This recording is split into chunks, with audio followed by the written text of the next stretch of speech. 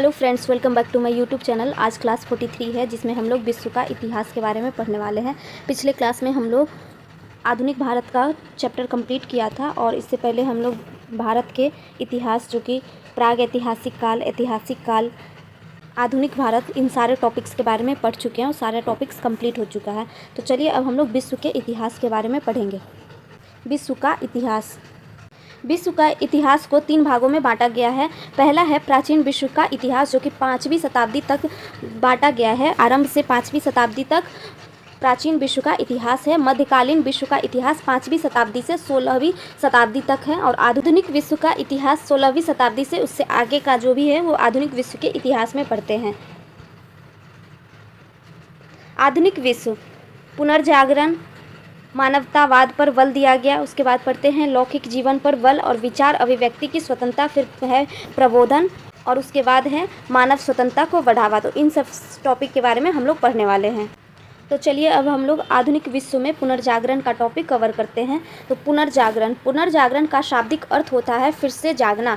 नवयुग में अवतरण की सूचना देने वाला पुनर्जागरण आंदोलन 13वीं से 16वीं शताब्दी, जो कि 1250 से 1550 ईस्वी में हुआ था। पुनर्जागरण वह बौद्धिक आंदोलन था जिसमें प्राचीन उपलब्धियों का आश्रय लेकर वर्तमान में आई धार्मिक, सामाजिक व सांस्कृतिक रूढ़ियों को दूर करने व विकास एवं समृद्धि की ओर अग्रसर होने का आग्रह किया था। मध्यकाल में यूनानी और लैटिन साहित्य को मिलाकर यूरोप की जनता अंधविश्वासों में पड़ गई थी। उसमें निराशा की भावना एवं उत्साहहीनता ने जन्म ले लिया था। पुनर्जागरण में मध्ययुगीन आडंबरों, अंधविश्वास एवं प्रथाओं को समाप्त किया और उसके स्थान पर व्यक्तिवाद, भौतिकवाद, स्वतंत्रता की भावना, उन्नत आर्थिक व्यवस्था एवं राष्ट्रवाद को प्रतिस्थापित किया गया था। तो मध्यकाल में यूनानी और लैटिन साहित्य को मिला करके यूरोप की जनता में अंधविश्वास फैल गया था। उसमें बहुत ही निराशा और उत्साहहीनता की भावना जन्म ले लिया था। फिर से उसका पुनर्जागरण हुआ जो कि मध्ययुगीन आडंबरों और अंधविश्वासों को समाप्त किया गया। उसके स्थान पर व्यक्तिवाद, भौतिकवाद, स्वतंत्रता की भावना को स्थापित किया गया था। उसी को पुनर्जागरण कहा जाता है। पुनर्जागरण का प्रारंभ इटली के फ्लोरेंस नगर से माना जाता है। तो पुनर्जागरण का प्रारंभ कहाँ पे हुआ है? फ्लोरेंस नगर में हुआ है, जो कि इटली में स्थित है। बाइजेंटाइन साम्राज्य की स्थानीय कुस्तुनतुनिया का पतन पुनर्जागरण का एक प्रमुख कारण है। तो कुस्तुनतुनिया का जो पतन हुआ है वो पुनर्जागरण का ही एक प्रमुख कारण है, जो कि बाइजेंटाइन साम्राज्य की राजधानी थी। तो बाइजेंटाइन साम्राज्य की राजधानी क्या थी? कुस्तुनतुनिया। और कुस्तुनतुनिया का पतन हो गया जब पुनर्जागरण हुआ। इटली के महान कवि दार्ते को पुनर्जागरण का अग्रदूत माना जाता है। इन्होंने इटली को बोलचाल की भाषा में टस्कन में डिवाइन कॉमेडी नामक काव्य की रचना की थी। इटली के निवासी पेट्रॉर्क को मानववाद का संस्थापक माना जाता है। तो मानववाद का संस्थापक किसको माना जाता है? पेट्रॉर्क को माना जाता है। पेट्रॉर्क का शिष्य बुकासियो था। यह लैटिन गद्य का पिता कहलाया। तो लैटिन गद्य का पिता कौन कहलाया? बुकासियो, जो कि पेट्रार्क का शिष्य था। डेकेमेरोन बुकासियो की प्रसिद्ध पुस्तक है। तो डेकेमेरोन बुकासियो कौन है? तो वो लैटिन गद्य का पिता है जिसका प्रसिद्ध पुस्तक है बुकासियो। और बुकासियो कौन है? ये पेट्रार्क का शिष्य है। पेट्रार्क कौन है? पेट्रार्क को मानववाद का संस्थापक कहा जाता है। द प्रिंस के रचयिता मैकियावेली को आधुनिक विश्व का प्रथम राजनीतिक चिंतक माना जाता है। द लास्ट सपर एवं मोनालिसा नामक चित्रों के रचयिता लियोनार्डो द विंची चित्रकार के अलावा मूर्तिकार, इंजीनियर, वैज्ञानिक, दार्शनिक एवं कवि और गायक थे। जिटायो को चित्रकला का जनक माना जाता है। तो चित्रकला का जनक किसे माना जाता है? जिटायो को माना जाता है। कोपरनिकस ने बताया पृथ्वी सूर्य के चारों ओर घूमती है तथा जर्मनी के केपलर ने इसकी पुष्टि की है। तो पृथ्वी सूर्य के चारों ओर घूमती है, यह किसने बताया था? कोपरनिकस ने बताया था। ये क्वेश्चन पूछे जाते हैं, ये क्वेश्चन ज्योग्राफी में भी पूछे जाते हैं, तो इसको याद कर ले। कोपरनिकस ने बताया था कि पृथ्वी सूर्य के चारों ओर घूमती है तथा जर्मनी के केपलर ने इसकी पुष्टि भी की थी। गैलीलियो ने दोलन संबंधी सिद्धांत दिया था जिससे वर्तमान में प्रचलित घड़ियां का निर्माण हुआ है। तो गैलीलियो ने सिद्धांत दिया था, तो गैलीलियो ने दोलन संबंधित सिद्धांत दिया था जिसका एक उदाहरण घड़ियों का निर्माण हुआ है। Romeo and Juliet Shakespeare England के अमर कृति है। तो रोमियो एंड जूलियट, शेक्सपियर, यह सब इंग्लैंड के अमर कृति है। The last judgement and the fall of man Michelangelo की कृतियां हैं। माइकल एंजेलो मूर्तिकार, स्थापत्यकार, इंजीनियर और कवि था। द लास्ट जजमेंट का चित्रण रोम के सिस्टाइन गिरजाघर की छत में किया गया था। मार्टिन लूथर ने जर्मन भाषा में बाइबिल का अनुवाद प्रस्तुत किया है। तो बाइबिल का जर्मन भाषा में अनुवाद किसने किया है? मार्टिन लूथर ने किया। तो मार्टिन लूथर जर्मन भाषा में बाइबिल का अनुवाद किए थे। न्यूटन ने गुरुत्वाकर्षण के नियम का पता लगाया था। तो न्यूटन ने गुरुत्वाकर्षण का नियम का पता किसने लगाया था? न्यूटन ने लगाया था। धर्म सुधार आंदोलन की शुरुआत 16वीं शताब्दी में हुई थी। धार्मिक जीवन में यूरोपीय पुनर्जागरण के प्रभाव धर्म सुधार आंदोलन के रूप में सामने आए। पुनर्जागरण से पूर्व यूरोप पर कैथोलिक चर्च का एक छत्र साम्राज्य था। सारा समाज धर्म केंद्रित, धर्म प्रेरित और धर्म नियंत्रित था। धर्म सुधार आंदोलन में धर्म के मूल स्वरूप के लिए कोई चुनौती नहीं थी। विरोध केवल व्यवहार एवं कार्यान्वयन का था। किसी ने भी ईसा मसीह, बाइबिल आदि में अनास्था प्रकट नहीं की थी। जॉन विक्लिफ को धर्म सुधार आंदोलन का प्रातःकालीन तारा कहा जाता है। इसके अनुयायी लोलार्ड्स कहलाते हैं। अमेरिका की खोज क्रिस्टोफर कोलंबस ने की थी। तो ये क्वेश्चन भी बहुत इंपॉर्टेंट है, ये पूछा जाता है, ये हिस्ट्री में पूछे जाते हैं। क्रिस्टोफर कोलंबस कौन थे? तो अमेरिका के खोजकर्ता थे। अमेरिगो वेस्पुची इटली का नाम पर अमेरिका का नाम पड़ा था। तो अमेरिगो वेस्पुची जो इटली के थे उसके नाम पर ही अमेरिका का नाम अमेरिका पड़ा था। फ्रांसिस बेकन इंग्लैंड का प्रसिद्ध निबंधकार था। इसे आधुनिक विज्ञान का पिता कहा जाता है। तो फ्रांसिस बेकन को क्या कहा जाता है? आधुनिक विज्ञान का पिता कहा जाता है। फेयरी क्वीन एडमंड सस्पेंसर की रचना की है। राफेल के चित्र सजीवता एवं सुंदरता के कारण आज भी विश्व प्रसिद्ध है। उसकी सर्वश्रेष्ठ रचना जीसस क्राइस्ट की माँ मेडोना का चित्र है। मैगलन समुद्री मार्ग से संपूर्ण विश्व का चक्कर लगाने वाला प्रथम व्यक्ति था। तो मैगलन जो है वो समुद्री मार्ग से संपूर्ण विश्व का चक्कर लगाया था, जो प्रथम व्यक्ति है। तो सबसे पहली बार संपूर्ण विश्व का चक्कर समुद्री मार्ग से कौन लगाया था? मैगलन ने लगाया था। प्रशांत महासागर का नामकरण स्पेन निवासी मैगलन ने ही दिया था। तो प्रशांत महासागर का भी नाम मैगलन ने ही दिया था, जो कि स्पेन का था। अब है अमेरिका का स्वतंत्रता संग्राम। नोट में है सप्तवर्षीय युद्ध, जो कि 1756 से 1763 ईस्वी तक चली थी, में इंग्लैंड और फ्रांस के बीच यूरोप, अमेरिका और भारत में लड़ा गया था। अमेरिकी स्वतंत्रता संग्राम आंदोलन के दौरान इंग्लैंड का शासक जॉर्ज तृतीय था। तो अमेरिकी स्वतंत्रता संग्राम जब हुआ था उस दौरान इंग्लैंड का शासक कौन था? जॉर्ज तृतीय था। नोट में है पैट्रिक हेनरी ने स्टाम्प अधिनियम का विरोध किया। पैट्रिक हेनरी ने युवकों में जान फूंक दी। वह कहता था, या तो मुझे स्वतंत्रता दो वरना मृत्यु दो। 15वीं शताब्दी के अंत में कोलंबस ने अमेरिका का पता लगाया था। तो अमेरिका का पता किसने लगाया था? कोलंबस ने लगाया था। कब लगाया था? 15वीं शताब्दी के अंत में लगाया था। अमेरिका में ब्रिटिश औपनिवेशिक शासन साम्राज्य की नींव जेम्स प्रथम के शासनकाल में डाली गई। अमेरिका के मूल निवासी रेड इंडियन कहे जाते थे। 1767 ईस्वी में टाउनसेंड की कर योजना को लागू किया गया, जिसमें ब्रिटिश संसद ने 5 वस्तुओं चाय, सीसा, कागज, सिक्का, धातु और रंग पर सीमा शुल्क लगाया था। अमेरिकियों ने इन्हें देने से इनकार कर दिया तथा सैमुअल एडम्स ने इसका प्रतिनिधित्व किया था। अमेरिका में 13 अंग्रेज बस्तियां थी। तो अमेरिका में कितनी अंग्रेज बस्तियां थी? 13 अंग्रेज बस्तियां थी। ब्रिटिश सरकार के शोषण का विरोध करने के लिए उपनिवेशियों ने स्वाधीनता के पुत्र एवं स्वाधीनता की पुत्रियां नामक आदि संस्थाएं स्थापित की थी।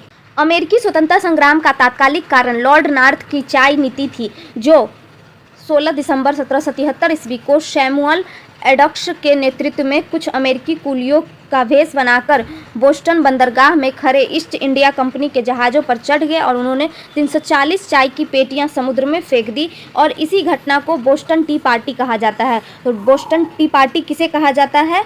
16 दिसंबर 1777 ईस्वी में सैमुअल एडम्स के नेतृत्व में कुछ अमेरिकी कुलियों का वेश बना करके बोस्टन बंदरगाह में खड़े जो ईस्ट इंडिया की जहाज़ थी उस पर चढ़ गए और 340 चाय की पेटियों को समुद्र में फेंक दिया। इसी घटना को बोस्टन टी पार्टी कहा जाता है। 5 सितंबर 1774 ईस्वी को वर्जीनिया के नागरिकों ने सभी उपनिवेशों के प्रतिनिधियों का फिलाडेल्फिया में एक महाद्वीपीय कांग्रेस अधिवेशन आयोजित किया, जिसमें ब्रिटिश कानूनों का विरोध किया तथा व्यापार के बहिष्कार का निर्णय किया। 22 अक्टूबर 1774 ईस्वी को सम्मेलन समाप्त हो गया। 19 अप्रैल 1775 ईस्वी को लेक्सिंगटन नामक स्थान पर ब्रिटिश सेना और क्रांतिकारियों के बीच मुठभेड़ में 8 स्वयंसेवक मारे गए थे। 10 मई 1775 ईस्वी को फिलाडेल्फिया में द्वितीय महाद्वीपीय सम्मेलन हुआ, जिसमें टॉमस जेफरसन उपस्थित थे तथा उन्होंने 4 जुलाई 1776 ईस्वी में 13 बस्तियों की इंग्लैंड से स्वतंत्रता की घोषणा की थी। 4 जुलाई 1776 ईस्वी को फिलाडेल्फिया में उपनिवेशवासियों की बैठक में स्वतंत्रता की घोषणा स्वीकार करा ली गई थी। आज भी 4 जुलाई को अमेरिका अपना स्वतंत्रता दिवस मनाता है। तो अमेरिका का स्वतंत्रता दिवस कब मनाया जाता है? 4 जुलाई को मनाया जाता है। क्यों? क्योंकि 4 जुलाई 1776 ईस्वी को फिलाडेल्फिया में उपनिवेशवासियों की बैठक में स्वतंत्रता की घोषणा स्वीकार की गई थी, इसलिए।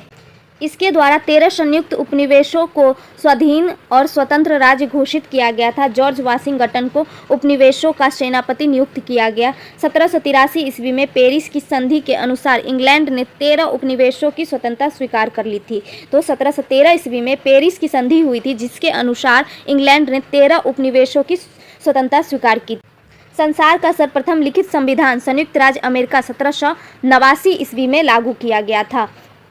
तो संसार का सर्वप्रथम लिखित संविधान कौन सा है? संयुक्त राज्य अमेरिका का है, जो कि 1789 ईस्वी में लागू किया गया था, जिसमें उत्तराधिकार कानून को न्याय संगत बनाया गया तथा महिलाओं को संपत्ति का अधिकार मिल गया। अमेरिका विश्व का पहला देश बना जिसने मनुष्यों की समानता तथा उसके मौलिक अधिकारों की घोषणा की गई। तो ये क्वेश्चन बहुत इंपॉर्टेंट है, ये क्वेश्चन पूछे जा सकते हैं। अमेरिका विश्व का पहला देश बना जिसने मनुष्यों की समानता एवं उसके मौलिक अधिकारों की घोषणा की थी। मॉन्टेस्क्यू के शक्ति पृथक्करण सिद्धांत को मान्यता मिली। अब्राहम लिंकन अमेरिका के राष्ट्रपति 1860 ईस्वी में बने। तो अब्राहम लिंकन जो कि अमेरिका के राष्ट्रपति थे, वो कब बने थे? 1860 ईस्वी में बने थे। 1860 ईस्वी में अब्राहम लिंकन अमेरिका के राष्ट्रपति बने थे। प्रजातंत्र जनता के द्वारा और जनता के लिए शासन है। प्रजातंत्र की यह परिभाषा अब्राहम लिंकन ने ही दी थी। तो ये क्वेश्चन भी बहुत इंपॉर्टेंट है, इसको भी याद कर ले। प्रजातंत्र का परिभाषा है जनता के द्वारा और जनता के लिए शासन है। यह परिभाषा किसने दिया था? अब्राहम लिंकन ने दिया था, जो कि अमेरिका के 1860 ईस्वी में राष्ट्रपति बने थे। अब्राहम लिंकन की हत्या जॉन विल्किज बूथ नामक व्यक्ति ने 4 मार्च 1865 ईस्वी में कर दी थी। तो 4 मार्च 1865 ईस्वी में अब्राहम लिंकन की हत्या कर दी गई थी। अमेरिका गृह युद्ध का समाप्ति 26 मई 1865 ईस्वी को हुई थी। अमेरिका फिलोसफिकल सोसाइटी की स्थापना बेंजामिन फ्रैंकलिन ने की थी। तो अमेरिका फिलोसफिकल सोसाइटी की स्थापना किसने की थी? बेंजामिन फ्रैंकलिन ने की थी। फ्रांस की राज्य क्रांति, मैं ही राज्य हूँ, लुई 14वें ने कहा तथा उसके समय फ्रांस में निरंकुश राजतंत्र अपनी चरम सीमा पर पहुंच गया था। 1774 ईस्वी में लुई 14वां फ्रांस की गद्दी पर बैठा और फ्रांस की राजधानी वर्साई को बनाया था। तो 1774 ईस्वी में लुई 14वां फ्रांस की गद्दी पर बैठा और राजधानी वर्साई को बनाया था। लुई 16वां को देशद्रोह के अपराध में फांसी दे दी गई थी।